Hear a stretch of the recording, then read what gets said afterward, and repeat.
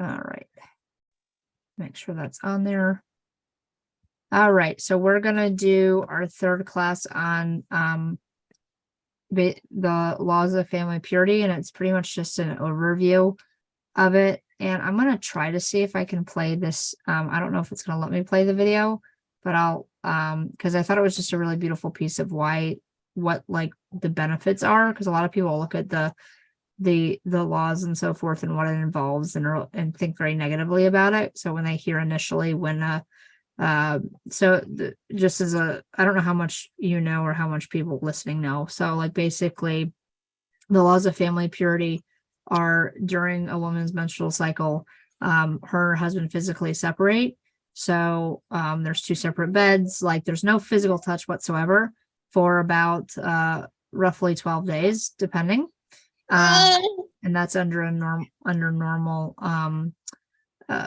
your typical cycle, I guess. After having a baby, it's quite a bit longer. It's usually 6 weeks. Whenever you stop, those laws still apply.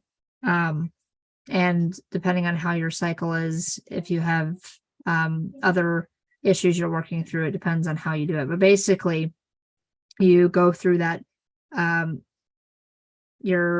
the menstrual cycle, so you stop bleeding, and then you have 7 days of what are called white days.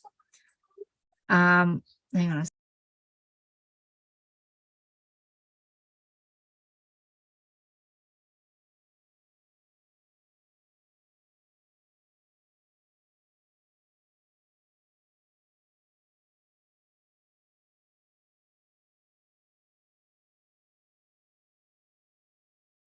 sorry, my oldest. So then you have a period of 7 clean days or white days. And the reason this came about was so back in, I guess, temple times, before the destruction of the temple, you could, if you look in the Torah itself, it says there's 7 days, and then you can go to mikvah. It's presumed you go to mikvah. It doesn't actually say you go to mikvah, but because there's a lot of forms of, anytime that you need to purify yourself, you go to the mikvah. Whether that's a man or a woman, and whatever you're getting purified from. So that's kind of an assumed. So in temple times, a woman could, if she had a regular 7-day cycle and she didn't have any bleeding after that, she would be able to go to the mikvah right away. So somewhere, I can't remember the exact time frame, but somewhere between the destruction of the temple and the Middle Ages, the summer space, and women decided that because of the complexities of family purity, they took it upon themselves to be more strict. So if you look in the Torah, it talks about if her menstrual cycle goes beyond 7 days, she's a different status, and then she has to wait that additional 7 days. So it was the women who actually took upon themselves to have that extra stricture, so to make sure that they're keeping it. And in my own experience, especially after having 4 kids, I found that I often go, I'll have a 5-day cycle, and then I'll think I'm done, and then on day 8 or 9, I start bleeding again. It's really annoying. I've only found that after having kids. I never had that problem before I had kids, so I guess it's something with giving birth so many times, and the hormones and everything's kind of just out of whack. So I'm trying to figure that out myself. But probably because of those complications, so to speak, these women were like, well, it's just easier for everyone to have the same status. So everyone's on the same page. And so they kind of they are kind of putting off changing it until a Sanhedrin and the temple is rebuilt, and a Sanhedrin can actually sit down and rule on these things. So part of the problem right now in Judaism is you have rulings that are basically customs. They're not, because the Sanhedrin didn't pass them down and didn't rule on them. They're pretty much like all Israel decided to take on this particular custom, but it's not. It is halacha, but like it's not official, I guess, if that makes sense, unless a Sanhedrin were to rule on it. And so once the Sanhedrin is put in place, and and the temple's rebuilt and there's that authority structure, that's when these things can be ruled on. So that's as a side note, like now we do outside of Israel 2 days, 2 days for like Shavuos, for example, coming up. It does 2 days. That is in Israel, they do 1. You do 7 days in Israel for Pesach. We do 8. That thing. So basically, like we can't change it until there's a Sanhedrin. And so we're going to keep that tradition, even though nowadays we have the ability to know what the right day is, because we know what time it is in Israel now. So because of technology and whatnot, but there has to be a Sanhedrin to change it. So I hope that makes it clear why that changed. So basically the women wanted to put on this extra structure, and it gets complicated really easily, especially after having babies. So anyway, so I want to try to share this little video. I hope it plays, because it's just a really kind of the less technical side of what the benefit is. So I kind of just gave an overview already, but I'm going to see if I can real quick go over here. See if it will let me do it. So we'll see.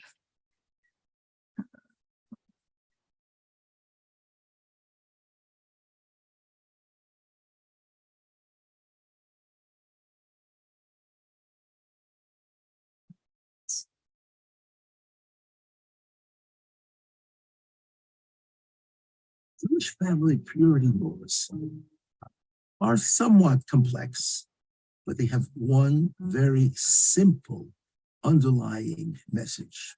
And that is one of the major problems in family life, in intimacy amongst spouses, is, to say it in one word, a little bit coarse, boredom.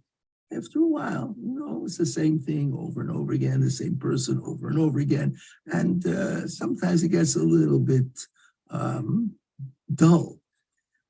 In Judaism, there is a separation during the menstrual period between the husband and wife for a period of about 12 days. What that does, in the language of our rabbis in the Talmud, is rejuvenate the relationship as it was when they stood at the wedding under the chuppah. And when they stood at the wedding under the chuppah, that unique, that precious, that beginning moment, that moment that they always want to relive. Judaism's secret of family purity is the ability to relive that tender, precious, intimate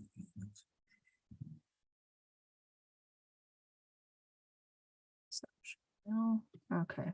So I hope that was enlightening. I think that's a really beautiful. I love, oh, your baby's so cute. So just to give, and I've really found that to be true. It can be incredibly, so there's kind of the good side of that, which is what he just shared about the beauties of kind of taking that break. So it's sort of like going on a vacation and being away from home, and then you're obviously happy to see your family when you come back. And in this case, in terms of the physical relationship, you abstain from that completely. I mean, even in terms of how you pass things to each other and function, it can be it's a very stark difference. So you're doing that for at least 12 days, if not, sometimes it can be as much as 14, 15, depending on if you have issues or not. And this is a really vast topic, so I can't really touch on all the halachas, and I have done other classes. I don't remember if I recorded them or not. If I haven't, there can be another time for that. I do recommend a book from ArtScroll. If I can find it real quick, I can actually show it to you. Or I can post it later. I don't know exactly where it is, but it's the Laws of Family Purity by ArtScroll. It's the same kind of version as they have for the laws of a kosher, of a kosher kitchen. It's I'll post it later on the notes of this video. So you can, if you don't have it, you can purchase it, and that goes through all the halacha. Part of the difficulty with us as believers in Yeshua and not being part of a regular shul is when shilas come up. And what are shilas? Shilas are questions that you may have during those, particularly the 7 clean days. So just kind of as an overview of that, And this is where it gets really difficult, because if it goes too long, like more than 12 days, like which often quite frequently has happened to me after having, my last baby, and getting my cycles back, it can be a definite strain on the relationship, because you're not allowed to, you can't have any form of intimacy. You can't discuss intimacy. You can't do anything like that, that would risk that kind of, thing from happening. So you want to make sure that you're doing it right. So you can the idea is you want to, be able to the woman needs to be able to get to mikvah as soon as she possibly can. So that strain in the relationship, it doesn't become so bad where it creates the opposite effect, because you want the effect of being away long enough where you get that renewal kind of feeling, but you're not resentful either. So that can be a real challenge.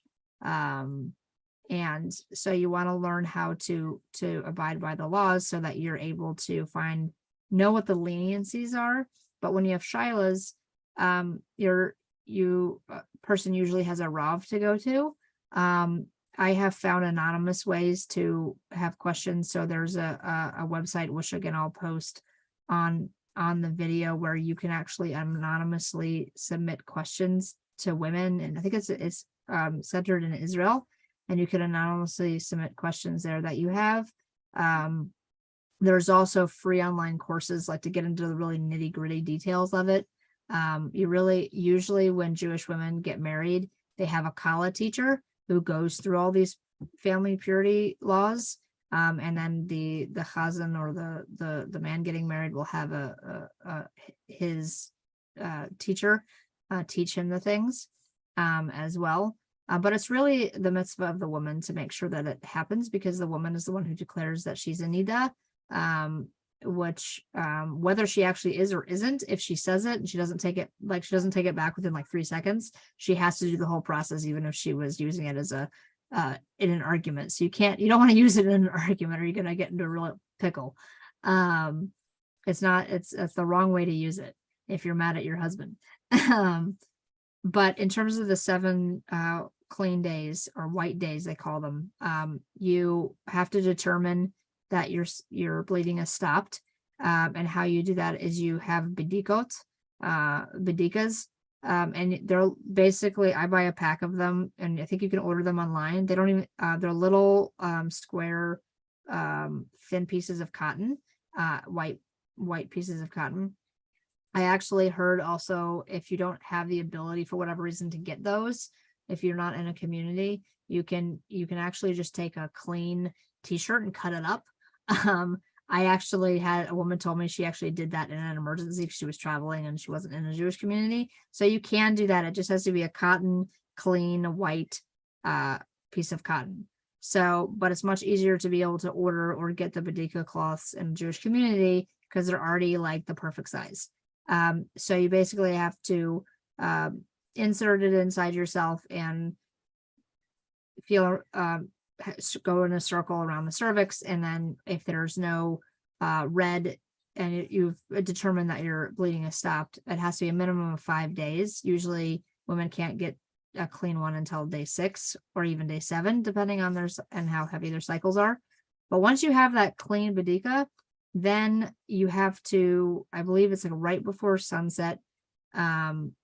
This can be omitted in certain circumstances, especially if you've just recently given birth or something like that. Or there's some other circumstances. A bedika is inserted and left in for about 20 minutes, and then just make sure you didn't miss anything.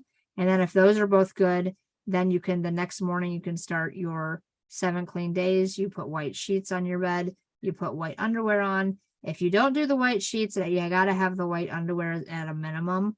But traditionally speaking, you do white sheets. And that's to make sure that basically those 7 days, you want to make sure that you're not bleeding at all. So you can get to the mikvah. So you do a bedika, and every day you do this is under normal circumstances, if you're kind of your normal cycle.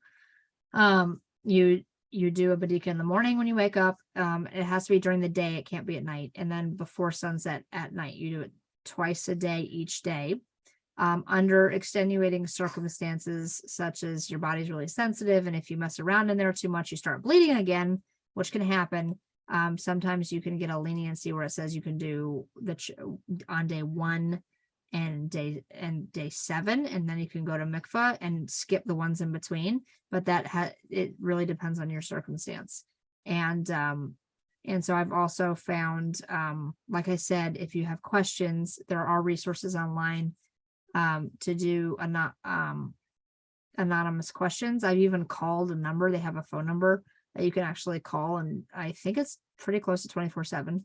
And I also have a local number here in Chicago that I've called. Again, it's all anonymous because obviously it's a very sensitive topic and people don't want to know women don't want to know when they're on each other's cycles and whatever. You want it private, especially if you're asking a Rav. I've also found ways, I don't know if you're in a Jewish community, but if someone is in a Jewish community, sometimes they have like drop-off stations. So if you have a Badika that you're not sure about or underwear you're not sure about, you can actually submit that to a Rav, but anonymously, and they'll let you give your, I don't know, a Google number or anonymous email or something, and they'll get back to you and say it's good or not. And the good thing is that I try to find leniencies. I didn't realize all the complexities after giving birth to babies. I mean, I thought so when I first got married, I was like, oh, I have regular cycles, and so this is pretty easy. And then I got a lot more complicated. So once a woman gets those 7 clean days, and she has that final badika on the 7th day, she can go to the mikvah, and get do that process, and then her and husband are able to be back together and touch again, whether in intimacy or just casual touching or whatever. So the process of the mikvah is I really enjoy it. There's some women who hate it, but I don't know why, because I have 4 kids and I love going to mikvah. It's like a little vacation. So I go to mikvah. It's always done at night. Men can go during the day, women go at night. The rules are not as strict for men as they are for women. But so a woman goes at night, so because of the privacy issues. And so she goes, and you go into a preparation room. Usually there's a fee of, I think I paid, there's a fee between $20 and $25, depending on where you live. You pay a fee, you go into a preparation room, and you basically have to clean yourself really, really, really, really thoroughly, have no tangles in your hair. And there's a lot of details to this, but basically the idea is you have nothing between you and the water. They don't even use lotions and that kind of thing until after mikvah. And so you want to get perfectly clean, and then an attendant comes and calls you in. It's very discreet. They don't look until you're in the water, and the woman is there to do is to make sure that you're immersed properly. And you immerse once and you say the bracha, and then you immerse 2 more times. Some do it up to 7. I used to do 7, and now I do 3. Because it's kind of hard to do 7. So, and then you're done, and you can add a prayer, and then you go home and be with your husband that evening. So that's kind of a really quick overview. And usually mikvah, that whole process with preparing and everything takes, the whole thing's an hour and a half, depending on how difficult to comb your hair is or whatever. And I always cut my hair a little shorter, so it's not so difficult to brush and that kind of thing. But it's a really beautiful mitzvah. So that was a really quick overview of it. So do you have any specific questions for me while we're on here, or anything that's not clear? I don't know what your exposure to it is, or if you observed it at all, so I don't know. I have a general idea, to include not sleeping in the same bed. Okay. Is your husband on board with it? I guess is the question. My husband's on board with it, minus the separate bed thing. Okay. Yeah, actually, that's funny that you mentioned that, because I thought the same thing, because when we first got married, we weren't that advanced yet. So we later in our marriage got 2 separate beds, and I have to tell you, I slept a lot better. My husband and I sleep a lot better now that we have 2 separate beds. It was the weirdest thing. I was like, why do we have the societal pressure to have one bed, like a queen bed or a king bed or whatever? And I sleep so much better when we have two separate beds. We have two twin beds. And it's not like when you're not in, on your cycle and you're not in Nida, he goes over to my bed, I go over to his bed. And then when we're, tired, we go to our separate beds and we sleep a heck of a lot better. So maybe that would be something that he would maybe he could at least try it, Yeah. So Sleeping better would be nice. I know it's hard with kids. I mean, it's not my husband, it's my kids who, like my 4-year-old son always climbs in my bed and I'm like, come on, really, you're 4. And I have a twin bed and I have like this guardrail because I have sleep with my, sometimes my 11-month-old, she'll sleep with me part of the night. She sleep in her bed for like 90% of the night, like 4 a.m. How old's your baby? She's 6 months, almost 7 months. You're giving me baby fever. She was born a week after Yom Kippur Oh, in the middle of Sukkot. Oh, Sukkot baby. That's awesome. That's going to be a great birthday. That's awesome. Yeah. Oh, She was cool. actually, she was breached too, but we didn't know. Oh no. Did you give birth at a hospital or at home? I gave birth at home. Mhm. My midwife asked me if I wanted to transfer to the hospital and I had debated it, but we didn't think I would make it because Okay. the fetal ejection reflex basically kicked in and pushed her Oh, out so that she was wow. completely backwards. Oh, well, you're a strong woman. My last birth was forceps in the hospital. It was, my body doesn't like 7-pound babies, like more than 7 pounds. But that's a different story. So that's why I had some issues with the whole cycle thing, Nida and all that stuff. So, but yeah, yeah. Let's say, I think the rules are pretty simple until you have kids. Yeah, like it's really straightforward. Then they get a lot more complicated. Well, yeah, because like I went through a class because I do basic. I don't use any hormones or anything because I'm nursing still. So I do natural family planning method. So I took a class with an Orthodox lady in Israel. I took her like 101 class. And she was saying there's like this phenomena that happens after having babies where you have your cycle, you have it for like 5 days or 6 days or whatever. And then there's like this mythical 24-hour pause. And then you start bleeding again. And it's like, like get a clean Badika, you're good. And then like I had it this time, I had like 2 days of clean and then boom. And I'm like, what the crap? Like it was really, really, I got so frustrated. Like I had tears. I was like, I definitely noticed that this past time, actually. Yeah. I don't know. And she can't explain it to me. So she asked me, like, I'm going to try like vitamin C, they say helps, like the chewables, and then red raspberry leaf, like drinking that while you're on your cycle can help. And then I have to get, there's another supplement vitamin, which I have to look up. Someone suggested it to me that helps kind of stop that. So I definitely need to look into that because then you're nursing and then everything. Like I got my cycle like 7 months after. But yeah, it's always, and I'm like, I got it this time. Because I'm trying to prevent getting pregnant. So I'm very careful and I chart my temperature every day. Like that's why I took a class because it was just like postpartum is insanely complicated. So if you don't want to go the hormonal route. So yeah, we definitely don't use the hormonal route.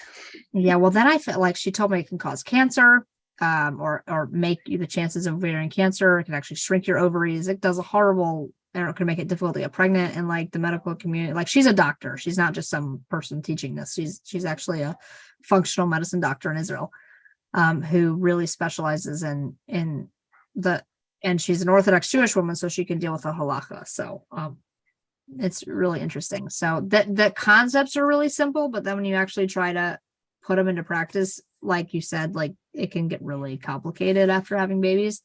So I'm still trying to figure it out. And I think I've had 4 or 5 cycles now since the birth of my 4th. And I'm still like every cycle, I'm like, I thought I had it and something new happened. I got sick or whatever, it's not just on your period. It's like, okay, when do I know I'm fertile or not? Like I had no outward signs I was fertile, but if I took a LH test, it would show I'm going to ovulate, but because I was sick. So I had like these really elevated, it was just wonky. So, Oh, wow. so you can go through cycles and not have any outward fertile, cervical fluid or whatever if you're sick, which I didn't know. So it's really, really lucky. I didn't know guess. that. It's really complicated, but anyway, that's kind of separate. That's how to prevent pregnancy when you're, that's a different topic, but it does play a role because it's like when you're spacing, when you're waiting that 7 days, obviously that's a week and you're month long. So it can really, like, when do you ovulate? If you don't want to get pregnant and you ovulate before you go to mikvah, which is pretty rare, I ovulate super late. I have a late like day 20. I have like 35-day cycles now, which is like, I never had that. I had like really 28, 28, really, really consistent. And now I'm just all over the place. But it changes. So do you have you ever gone to mikvah before? No. I'm just familiar with the concept and I've seen videos, obviously not of the actual process, but of like explanations of the process. Right. So, yeah, so I don't know, I guess getting your husband on board with it and then figuring out, like, would you ever want to take that step to, do that? Like, would that be how do you, feel about that? I mean, I'm open to it. Though I found out the other day that I may not actually be eligible for conversion because of what happened during COVID with my son. And so that's a whole thing. Okay. So my son was born, basically at the start of COVID. Mm-hmm. And he was a hospital birth. But because we didn't do the Hep B in the hospital, they wouldn't circumcise him. Oh, okay. Well, you can get. I mean, my son was. He's already like over 3.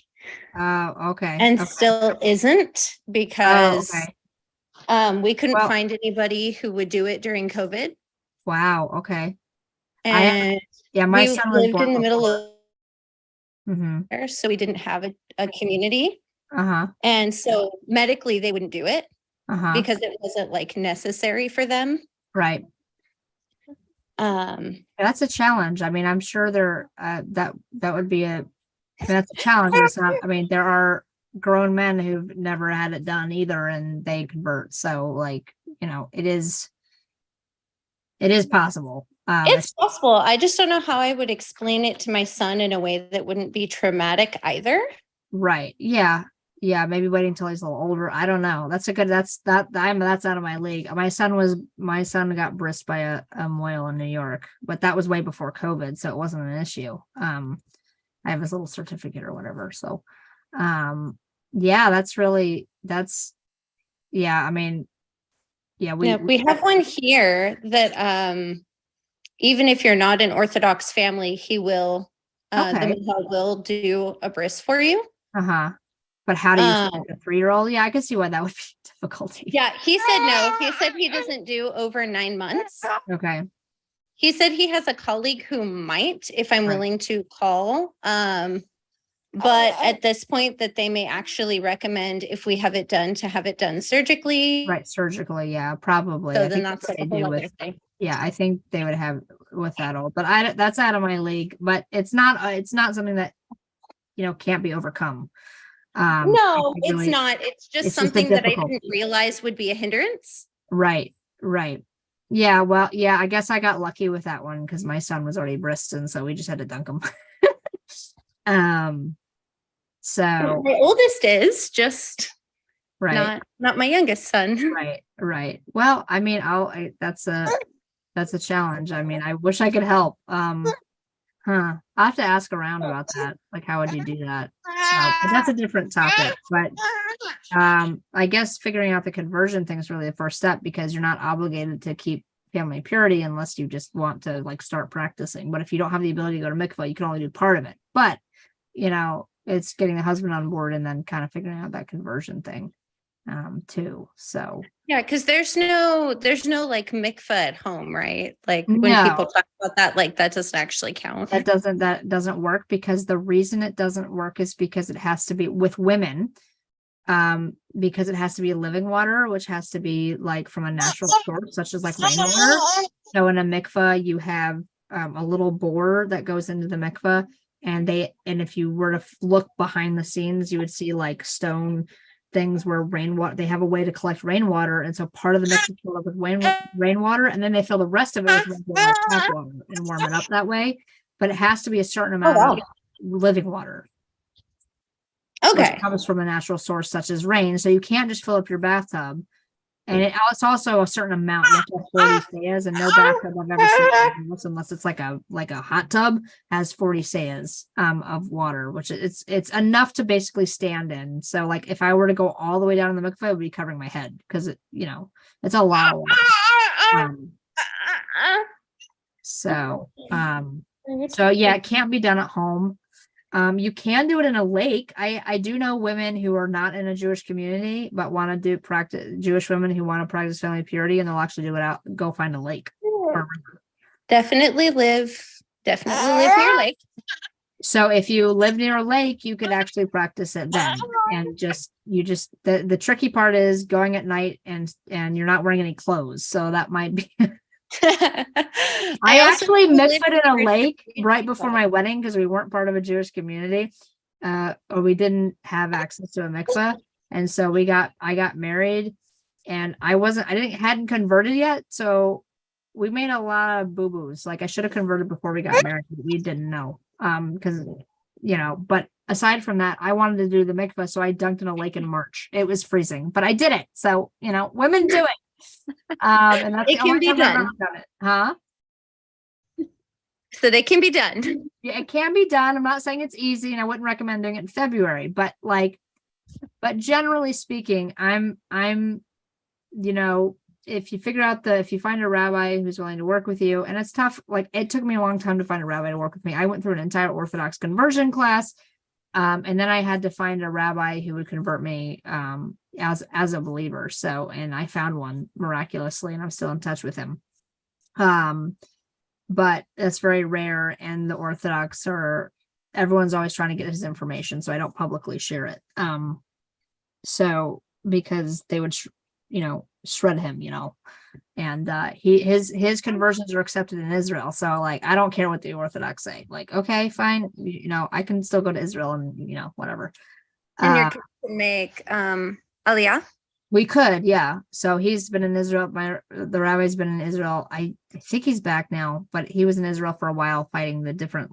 I have to see what's up with him, but he was actually there trying to help two of his converts, women he converted to help them make Aliyah. So that's what he was there for, because there was like legal issues. So, because it's always like a thing, like tomorrow, like today, my conversion papers are fine, and then next week it won't be, and then the next week it will be. Like it's Israeli law. It's just.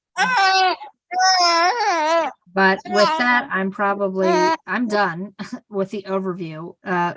So okay. If you, like I said, getting that book would help. Figuring out the conversion thing, and you can start practicing some of it. Nice. Because part of the conversion process that I went through was you have to start practicing before you convert, because obviously once you convert, you're actually obligated, but at least while you're in the process of it or planning on doing it, you can start practicing it, like at home stuff. You can't go to mikvah, okay, but at least you can practice with those other things and kind of get the feeling of how it works. Yeah. Okay. Yeah. So that's what I would, that's what was encouraged in my conversion class. It was like, okay, start practicing it. You might not do the whole thing, but at least you're doing something. So, yeah. But next week we'll do the last. So we did a candle lighting last week. We did Niddah this week, and then we're going to do a very much less complicated one, which is the separating of challah, which will be probably a pretty 30-minute class because it's not that complicated. So, and then I don't know when I'll have so that's my last in the series, and then I'll do another one. We're trying to move as well, as you know. So we put in an application